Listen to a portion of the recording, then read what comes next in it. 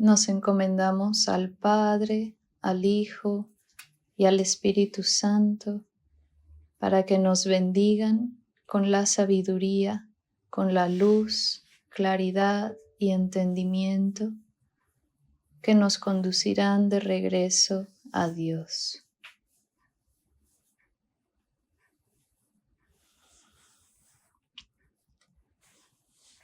Bien, vamos a comenzar en donde nos quedamos en la sesión pasada. Recuerden que estamos en el capítulo 2 y estamos en el apartado 6, que es miedo y conflicto. Nos quedamos en el párrafo número 6, que dice: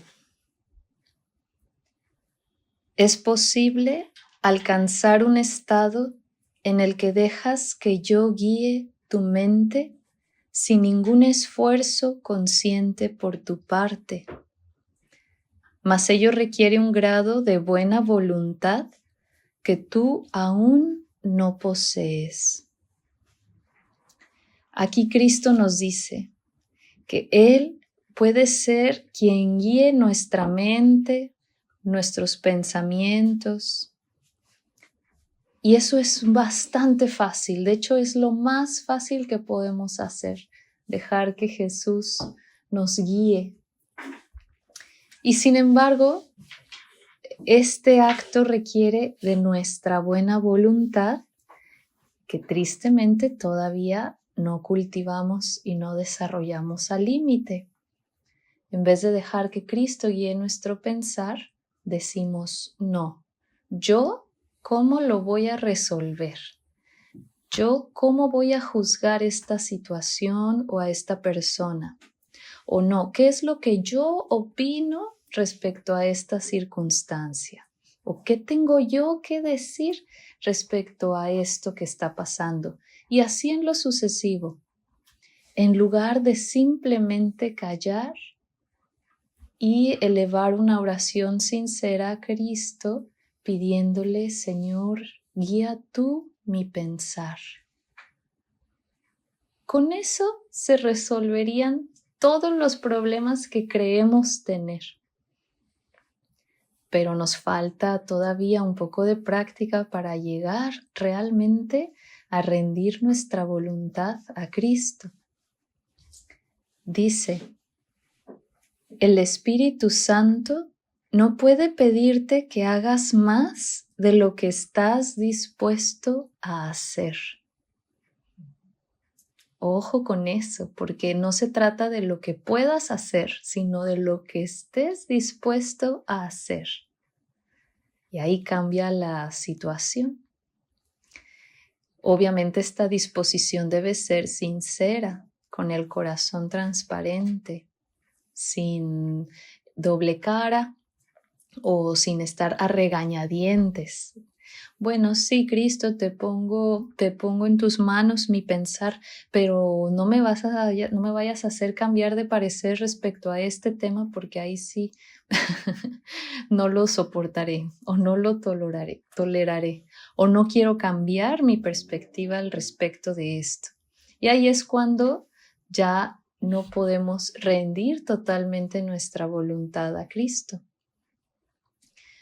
Por eso dice: la fuerza para hacer lo que Él te pide procede de una firme resolución por tu parte.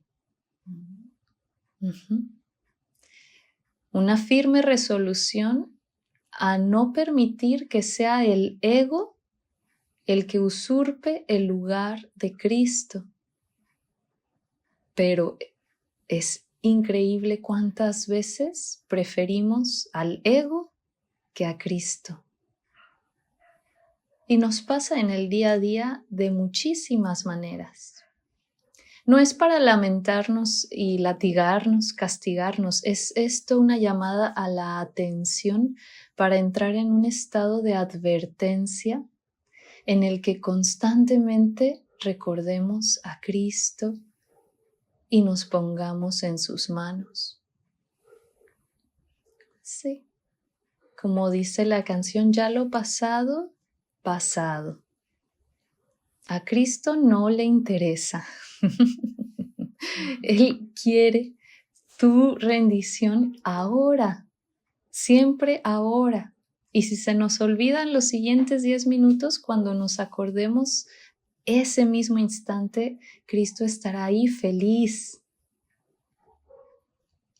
No nos va a recriminar, oye, pero hace 10 minutos que no te acordabas de mí, ¿sí? Al contrario, es un júbilo recordar a Dios a cada instante. Y no hay lamentos, ni hay recriminaciones, ni resentimientos, solo práctica. Entonces dice, hacer la voluntad de Dios no produce ninguna tensión una vez que reconoces que su voluntad es también la tuya. Y esta es otra de las claves del curso de milagros.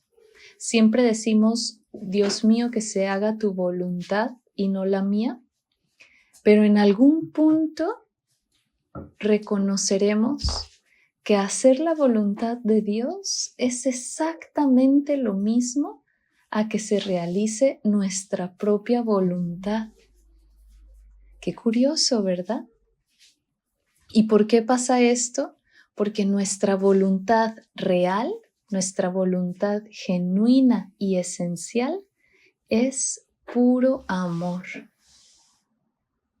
Y así nuestra encarnación solo procura el amor, solo desea el amor, solo busca el amor. Esa es nuestra genuina voluntad. Todo lo demás no es nuestra voluntad real, sino un capricho del ego. Por eso dice, la lección en este caso es muy sencilla, aunque muy fácil de pasar por alto. Voy, por lo tanto, a repetirla y te exhorto a que escuches atentamente. Solo tu mente puede producir miedo. Hace eso cada vez que está en conflicto con respecto a lo que quiere, lo cual inevitablemente produce tensión, ya que existen discrepancias entre lo que quiere y lo que hace al respecto. Eso solo puede corregirse aceptando un objetivo unificado. Y si decimos que nuestra voluntad real es el amor, ¿qué es lo que la mente quiere? Pues amor, es decir, unión, es decir, ver a uno solo en todo, ver a un solo espíritu en todo. La mente reconoce lo que nuestra voluntad anhela y siempre procurará. Y siendo esta una voluntad eterna e inmortal, no busca lo pasajero. Solo cuando la mente actúa por su cuenta y no reconoce esta genuina voluntad y uno se identifica con el cuerpo, ya lo veíamos, es cuando uno empieza a tener miedo, porque se olvida del amor, se olvida de que uno es inmortal, se olvida de que solo Dios es. Se olvida de que no hay nada que temer. Se olvida de todo lo real y en ese momento instaura el miedo en su propia conciencia. Entonces dice, esto solo puede corregirse aceptando un objetivo unificado. Vamos a ver cuál es este manual o esta secuencia de pasos para poder precisamente pues corregir este error. Dice, El primer paso correctivo para deshacer el error es darse cuenta, antes que nada, de que todo conflicto es siempre una expresión de miedo. ¿Sí? Todo conflicto es siempre una expresión de miedo. Uno diría, no, yo me peleé con tal persona por un motivo justo y yo nunca tuve miedo. Al contrario, me sentí más segura que nunca. Bueno, esa, digamos que soberbia, vamos a llamarle así, de creerse que uno puede llegar a ser justo, a tener una batalla justa con alguien, a tener la razón, es precisamente el ego usurpando a Cristo. ¿Qué nos diría Cristo? Mansedumbre, humildad, perdón, no violencia, ¿sí? Entonces, el primer paso es simplemente darse cuenta de que todo conflicto es siempre una expresión de miedo. Recuerden que el miedo sería lo opuesto, por así decirlo, al amor. Dite a ti mismo que de alguna manera tienes que haber decidido no amar, ya que de otro modo el miedo no habría podido hacer presa en ti. Y ahí es muy claro que dice, dite a ti mismo que has decidido no amar. ¿Por qué? Porque no amar es una decisión. Aunque pase fugazmente, es una decisión que tomamos. ¿Por qué es una decisión? Porque el amor no necesita siquiera que lo pensemos, que lo planeemos, que nos dispongamos a amar. Amor es lo que somos. En el momento en el que le damos el poder al ego, decidimos evitar lo que somos o tratar de huir a lo que somos y entonces no amar. Y entonces entrar en conflicto y entonces temer. Dice, a partir de ahí, todo el proceso correctivo se reduce a una serie de pasos pragmáticos dentro del proceso más amplio de aceptar que la expiación es el remedio. La expiación es el remedio al miedo. ¿Recuerdan qué era la expiación? Es esta unificación de toda la creación. Es justo percibirla como una sola entidad, como un solo espíritu. Sí, que eso es el perdón radical, donde ni siquiera vemos a otro o a otros, porque nos reconocemos todos, todas como el único Hijo de Dios. Esa es la expiación. Entonces, solo desde ese perdón radical, desde ese unimismar total, podremos liberarnos del miedo. Dice, estos pasos pueden resumirse de la siguiente manera.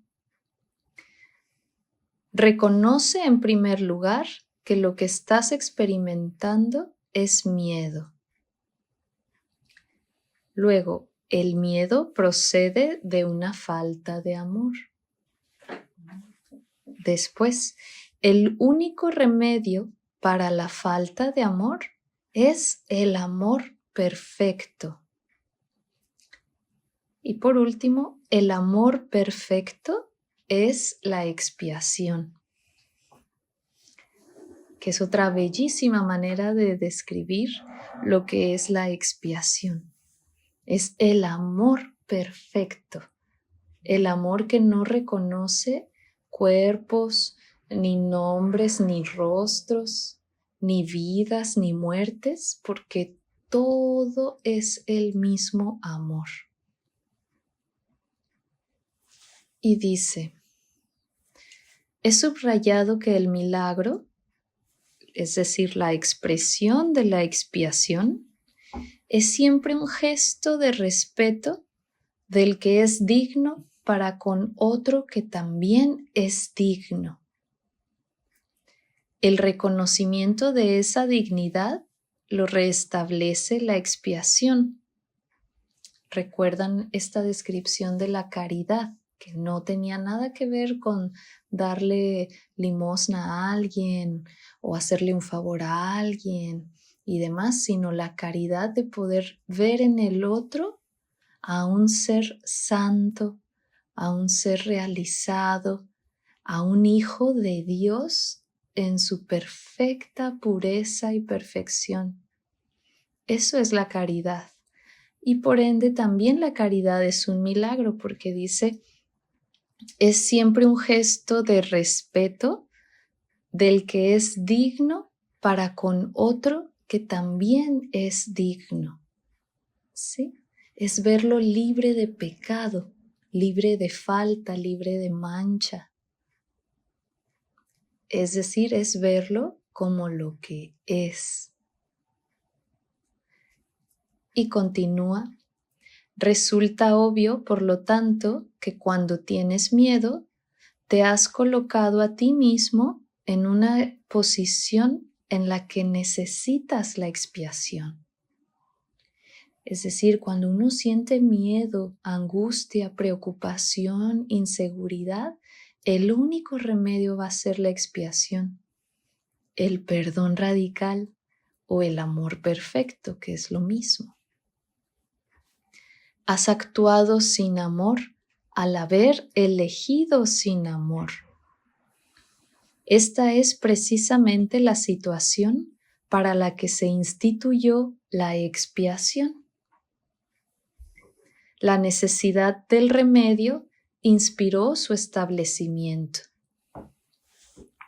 Entonces, esto es muy bello porque digamos que previo a la ignorancia o previo a la idea de la separación, donde decimos yo soy yo y tú eres tú y no somos lo mismo, que ahí empieza la ignorancia, previo a eso no había necesidad de expiación, porque ya se concebía lo uno como uno. Cuando el ego o el pecado o la ignorancia surgen en la ilusión, el Espíritu Santo nos otorga dentro de esa ilusión un remedio que es, bueno, ya ves que hay muchas partes separadas por doquier, muchos fragmentos dispersos en la creación. Bueno, te voy a enseñar a cómo unimismarlos todos hasta que vuelvas a concebir cada pedacito, cada trocito como a un único ser, como una sola unidad. Entonces es una especie de medicina o remedio que nos viene a dar el Espíritu Santo. Dice, mientras te limites a reconocer únicamente la necesidad del remedio, seguirás teniendo miedo. Sin embargo, tan pronto como aceptes el remedio, habrás deshecho el miedo. Es decir, nos invita a la práctica, no solo decir, híjole, me estoy sintiendo triste, decaído, avergonzado, con esta frustración, necesito la expiación, ojalá que algún día se me dé esta capacidad de ver la unidad en todo. Pues eso no va a servir de nada. Tienes que aceptarlo, como decir, tomarte el remedio, no solo verlo y decir, eso es lo que necesito. Y el remedio está tan al alcance, tan al alcance. Por eso dice aquí, así es como tiene lugar la verdadera curación. Recuerden que la curación, más que del cuerpo físico, habla de una curación mental. No en términos de enfermedades mentales como ahora la psicología o la psiquiatría apunta, sino una curación a nivel de nuestra percepción de la realidad, a nivel de nuestra conciencia y por ende una curación al nivel de nuestra alma. Y el último párrafo dice: todo el mundo experimenta miedo. Sin embargo, no se requeriría más que una pequeña dosis de recto pensar para que uno pudiese darse cuenta de por qué se produce el miedo. Con un poquito de lucidez que podamos vivir, nos daremos cuenta de que el miedo solo se produce por la idea de la separación, que es una idea además. Aunque digamos, lo siento en el cuerpo, aquí en el pecho, me sudan las manos. Claro, es la realidad que estamos manifestando a partir de nuestra elección de no vivir el amor. Y ahí es cuando nos lo complicamos a nosotros mismos. Nos ponemos el pie a nosotros mismos. Y Cristo por eso nos dice, deja que yo te lleve entre mis brazos. ¿Sí? Apóyate en mí, yo te conduciré, tú ni siquiera tendrás que caminar. Yo te cargaré y te llevaré por los parajes más hermosos que hay. Divinos parajes. Y uno está a punto de aceptar esta maravillosa invitación cuando el ego se asoma y dice, no, yo prefiero seguirme tropezando con mi propio pie. ¿Sí? Así diría uno, bueno, ¿en qué cabeza cabe tomar esa decisión? Pero bueno, es solamente falta de práctica y la necesidad de este recordatorio que nos hace ver que todo es más fácil en Dios. Como esta canción muy hermosa que dice, desde que voy junto a ti, la tierra que yo piso es como espuma. Desde que voy junto a ti, la noche más oscura tiene luz. Yo siento que la vida no es tan dura si todo lo que hay me lo das tú. Y por eso el corito dice, andando de tu mano, qué fácil es la vida. Andando de tu mano, el mundo es ideal. El mundo es perfecto. El mundo es lo que es. Andando de la mano de Cristo. Y eso es incluso hasta al hacer compras en el supermercado. No crean que esto es solo para la oración antes de dormir o al despertar. Esto es incluso al volante. Esto es incluso dando un paseo con nuestros perritos o con nuestros seres amados. Esto es incluso al ver la televisión, al leer, al hacer cuentas. Decíamos al pagar los recibos del hogar. Todo es tan fácil cuando uno permanece con Dios en el corazón. Uno lo recuerda en ese instante y permite que nos acompañe, permite el corazón ser acompañado por Cristo, por el Espíritu, por Dios nuestro Padre en la fila del banco. Y ahí es un momento gozoso que ni siquiera se siente la espera. ¿Qué espera va a haber si ya estoy con Dios? Ya estoy en el mejor de los lugares. ¿Sí? ¿Qué miedo vamos a sentir andando con Dios? Entonces dice,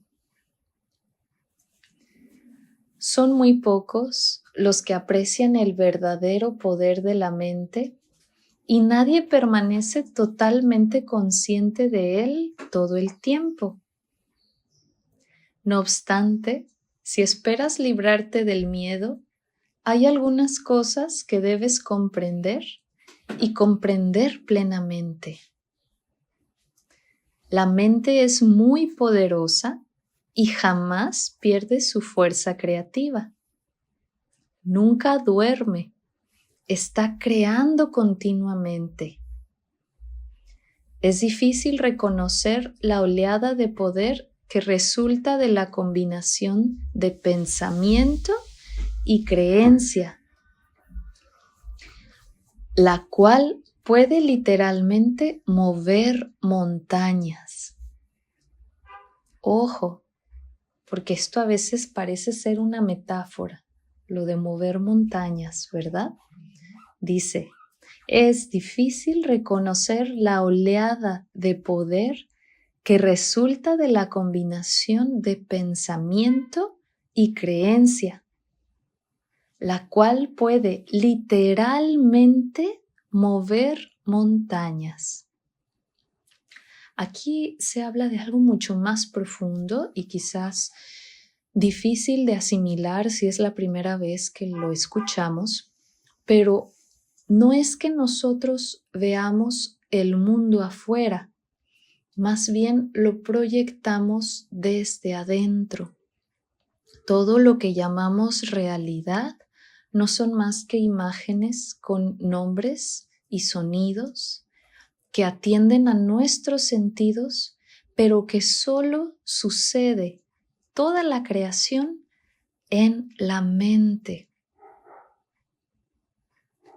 No vamos a profundizar tanto en este aspecto que es muy, pues vamos a llamarlo insólito para cuando lo escuchamos las primeras veces, pero es real que tenemos esta capacidad no solo de mover montañas, sino de crear universos como el que ahora mismo está creando nuestra mente.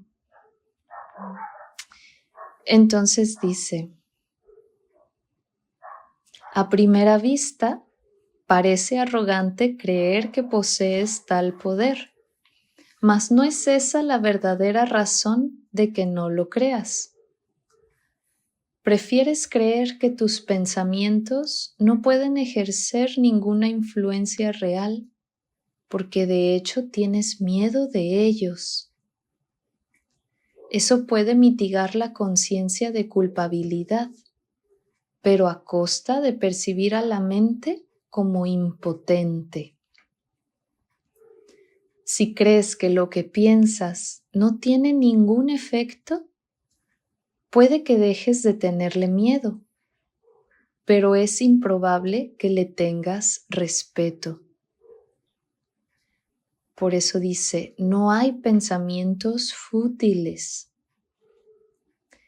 Es decir, no hay pensamientos infértiles o no hay pensamientos inútiles. Todo pensamiento produce forma en algún nivel.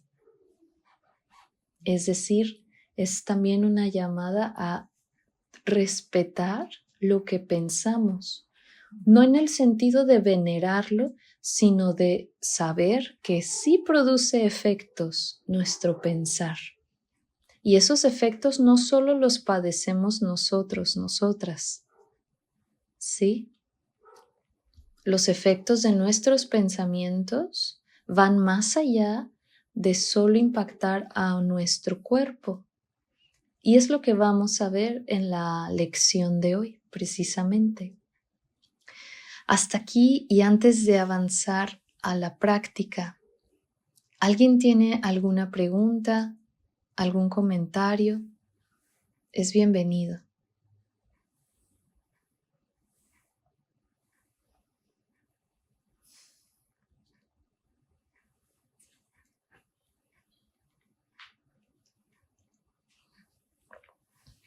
Yo sí.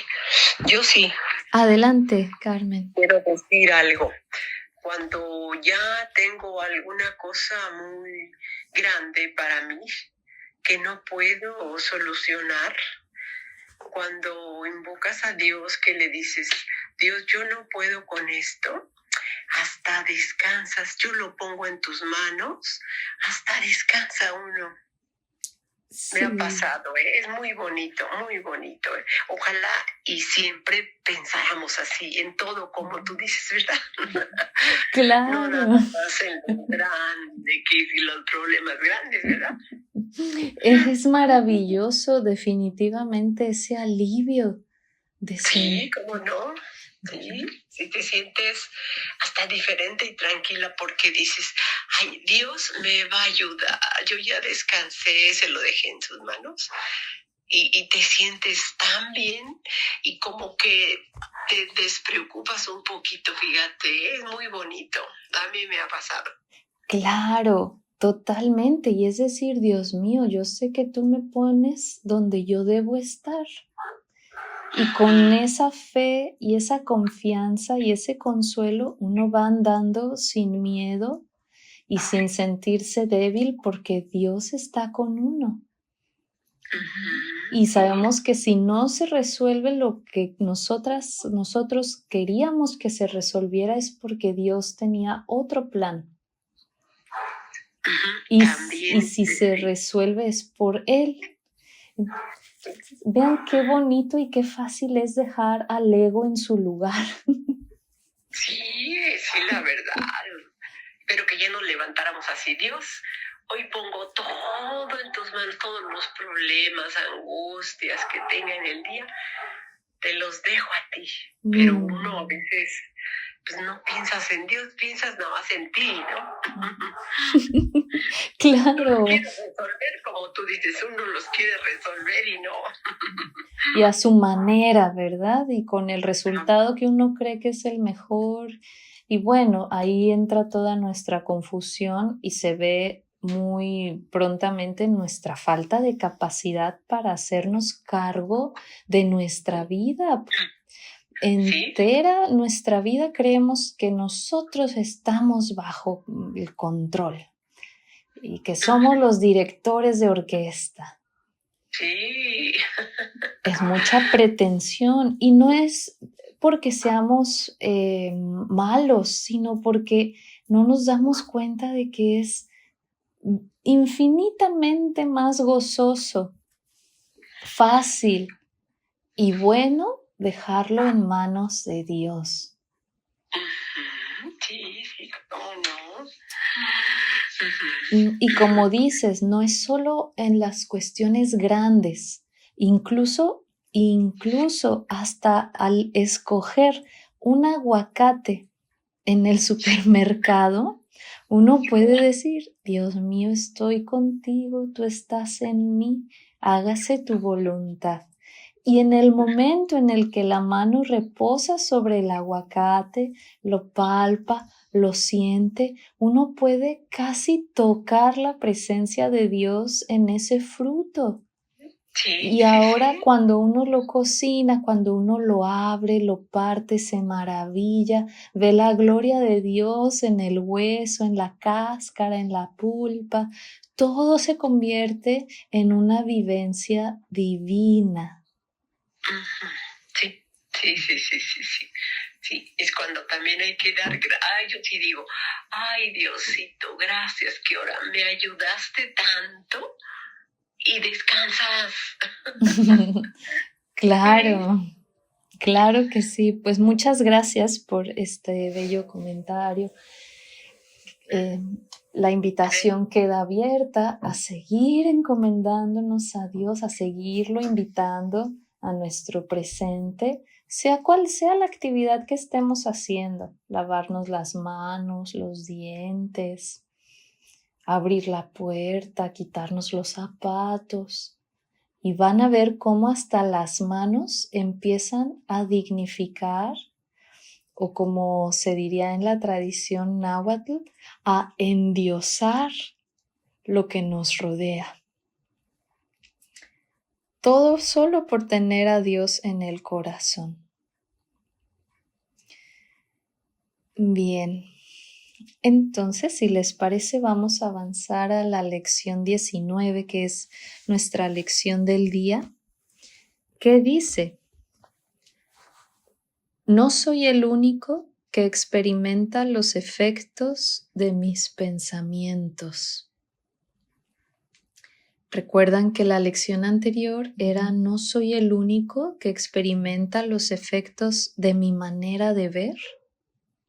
Ahora la lección es de mis pensamientos. Dice: la idea de hoy es obviamente la razón por la que lo que ves no te afecta a ti solo. Notarás que las ideas que presentamos relacionadas con el acto de pensar a veces preceden a las que están relacionadas con la percepción, mientras que en otras ocasiones se invierte ese orden. Eso se debe a que el orden en sí no importa. El acto de pensar y sus resultados son en realidad simultáneos, ya que causa y efecto no están nunca separados. ¿Sí? Es decir, lo que pensamos produce lo que percibimos. Porque lo que percibimos es el resultado de lo que pensamos, pero es un resultado simultáneo. Por eso no nos damos cuenta a veces y creemos que primero vemos y luego pensamos sobre lo que vemos. Pero es exactamente lo mismo pensar que percibir. Vamos a ir adentrándonos en esta idea conforme avancemos en las lecciones. Dice: hoy volvemos a hacer hincapié en el hecho de que las mentes están unidas. Rara vez se acoge bien esta idea al principio, puesto que parece acarrear un enorme sentido de responsabilidad e incluso puede considerarse como una invasión de la intimidad. Sin embargo, es un hecho que no existen pensamientos privados. Y uno dice: ay, qué bueno que nadie lee mi mente. Pero lo cierto es que no hay tal cosa como una privacidad en tu pensar.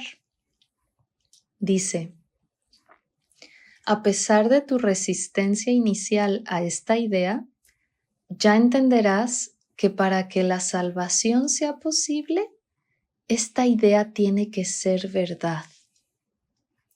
Y la salvación tiene que ser posible porque es la voluntad de Dios.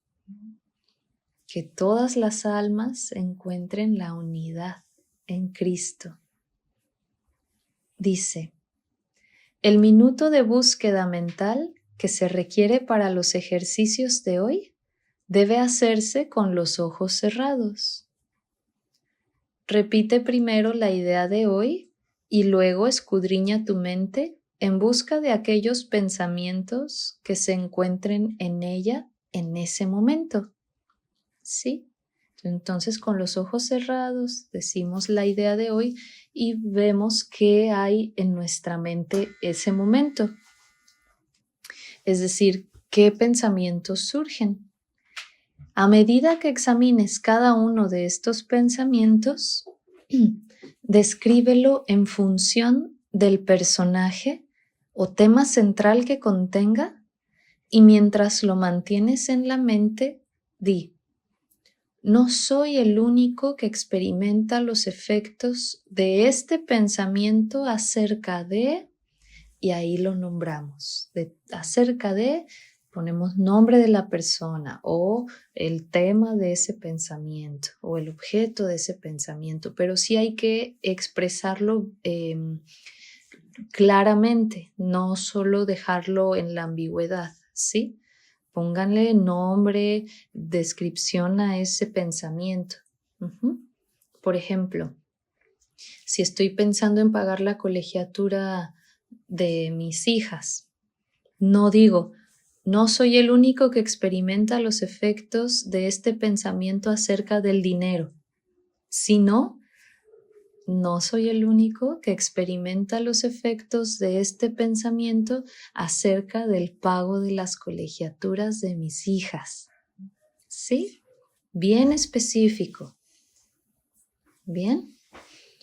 Luego dice, el requisito de ser lo más imparcial posible al seleccionar los objetos para las sesiones de práctica o los pensamientos ya te debe resultar bastante familiar a estas alturas.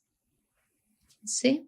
De aquí en adelante no se repetirá en todas las lecciones, aunque se mencionará de vez en cuando a modo de recordatorio. Es decir, siempre que apliquemos la idea vamos a ser imparciales. Si aparece un pensamiento, le aplicamos la idea a ese pensamiento que aparezca. No decimos, ay, este pensamiento no sirve mucho para la lección de hoy, voy a pensar otro. ¿Sí? No, hay que ser imparciales. Nosotros no juzgaremos si es apto o no. Simplemente si aparece, le aplico la idea. ¿Sí? Dice, seleccionar los objetos al azar en todas las sesiones de práctica seguirá siendo esencial hasta el final. Esta falta de orden en el proceso de selección es lo que hará que finalmente tenga sentido para ti el hecho de que no hay grados de dificultad en los milagros, ¿sí? Porque no hay una escala de valor en los milagros. Todos los objetos, todos los pensamientos se pueden reducir a un único pensamiento y a un único objeto. Y por eso el milagro puede justamente aplicarse para todo. Por eso no vamos a descartar ciertos pensamientos u objetos, ¿sí? Dice, además de las aplicaciones de la idea de hoy, según lo dicte la necesidad, cada quien sabrá cuántas veces al día le hará bien hacer esta práctica. Se requieren por lo menos 3 sesiones de práctica en un día, ¿sí? Aunque el tiempo requerido para las mismas podría acortarse si ello fuese necesario. No intentes hacer más de 4 en un solo día, ¿sí? Bien. Vamos a comenzar entonces con nuestra práctica. Ahí puede ser recostados o sentados de pie, pero sin hacer otra cosa. Solo este minuto lo vamos a dedicar. Cerramos los ojos y repetimos para nuestros adentros. No soy el único que experimenta los efectos de mis pensamientos. Y con los ojos cerrados, permitimos que los pensamientos afloren y les aplicamos a cada uno esta idea diciendo para nuestros adentros, no soy el único que experimenta los efectos de este pensamiento acerca de, y ahí menciona específicamente el pensamiento. Y continuamos.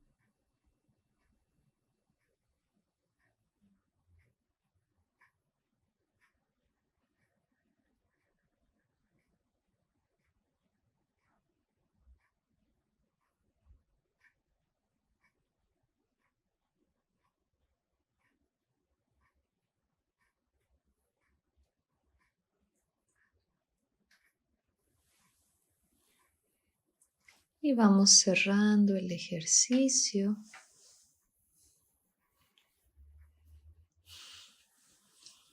La idea de hoy que fue: no soy el único que experimenta los efectos de mis pensamientos.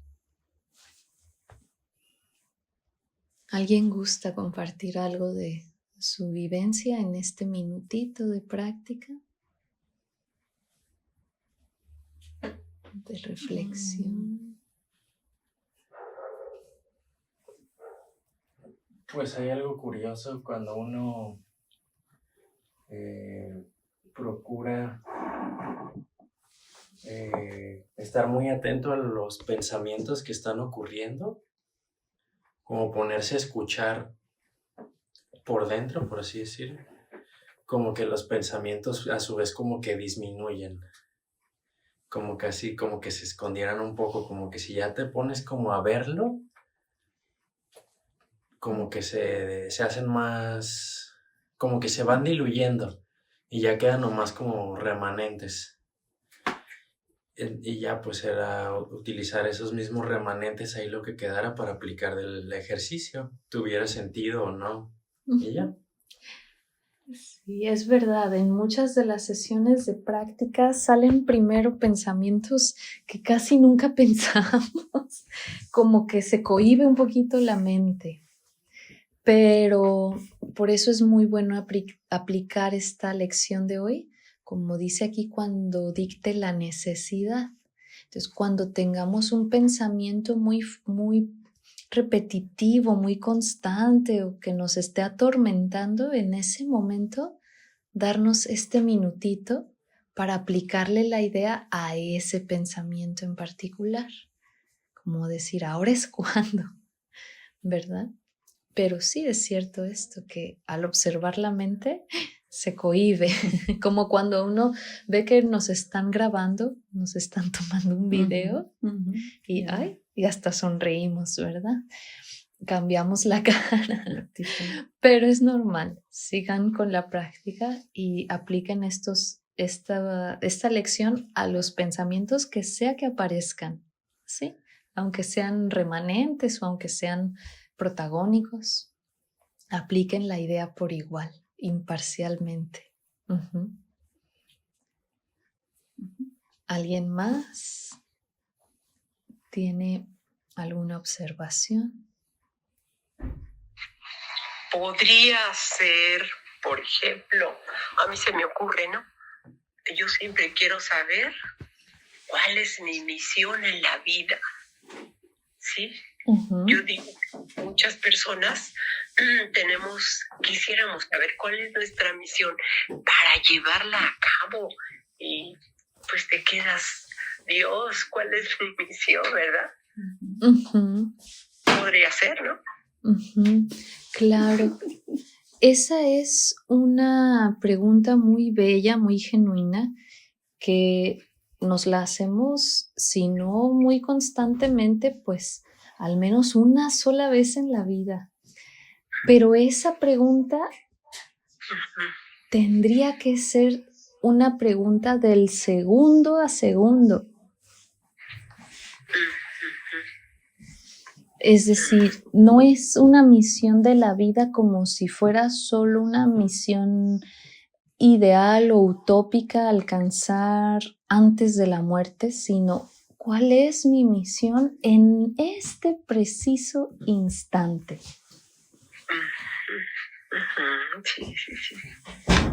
Sí. Esa misión es otra manera de elevar la oración, como el curso ya nos había indicado, de preguntarle a Cristo: Señor, ¿cuál es el milagro que esperas de mí ahora? ¿O cuál es el milagro que me encomiendas atestiguar ahora? Sí, siempre preguntarle a Cristo y Él nos responderá.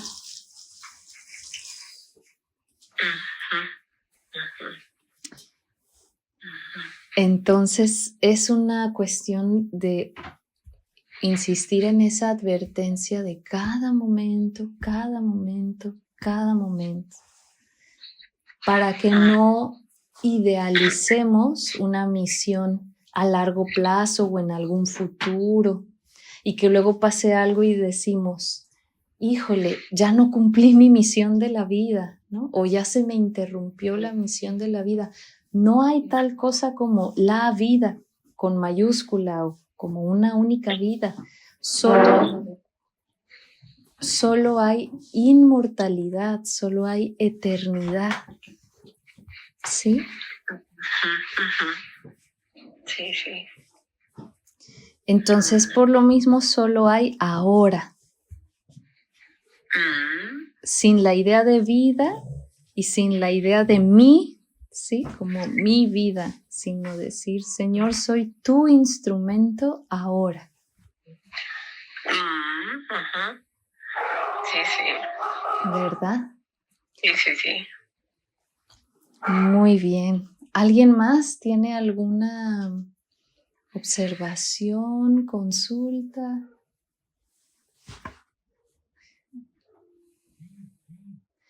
Entonces vamos a ir cerrando la sesión de hoy.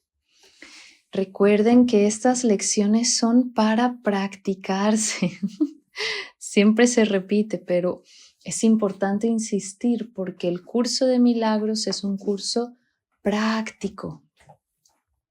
Entonces, no nos saltemos la parte esencial, que es practicar. Aquí solo hicimos una sesión de práctica de 1 minutito. Para el día de mañana pueden hacerlo otras 2 veces o 3.